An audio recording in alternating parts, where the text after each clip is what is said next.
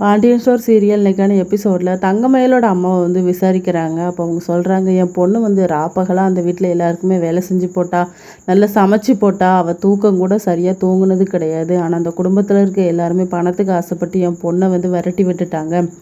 அதனால் என் பொண்ணு வந்து அந்த மாப்பிள்ளை கூட தான் வாழணும், அந்த வீட்டில் போய் வாழக்கூடாது, அந்த வீடு வந்து அப்படியே போகட்டும், என் பொண்ணு வந்து தனி கொடுத்தன போகணும், அதுக்கப்புறம் கடையை வந்து என் மாப்பிள்ளை பேரில் எழுத வச்சுருங்க, அதனால் அவங்க வந்து தனியாக வாழட்டும் அப்படின்னு சொல்லிட்டு அவங்க வீட்டில் வேலை செஞ்சு ரொம்ப கஷ்டப்பட்டு தான் அந்த குழந்தைய அழிஞ்சு போச்சு அப்படிங்கிற மாதிரி போய் சொல்லிக்கிட்டே போவாங்க.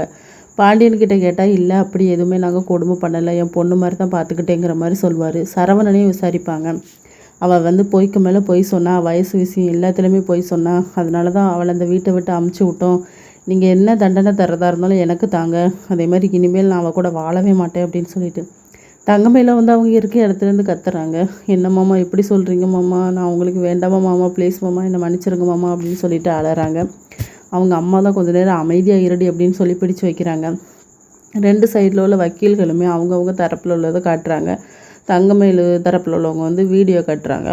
நம்ம சரவணன் ஃபேமிலியில் வந்து அந்த ஏஜ் டிஃப்ரெண்ட்டு, அந்த பொண்ணு படிக்கலை அப்படின்னு சொல்லிட்டு அந்த சர்டிஃபிகேட்லாம் காட்டுறாங்க.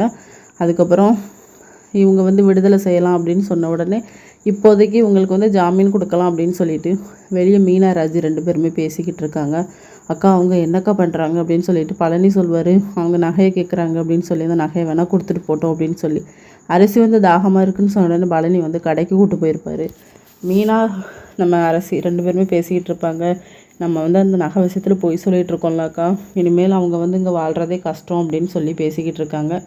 அவங்க எல்லாத்தையுமே சைன் பண்ணி வந்து வீட்டுக்கு போகலாம் அப்படிங்கிற மாதிரி சொல்லிடுறாங்க. பழனி வந்து ஹக் பண்ணி அழறாங்க அவங்க அக்கா. இதோட இன்னைக்கான எபிசோட் முடியுது.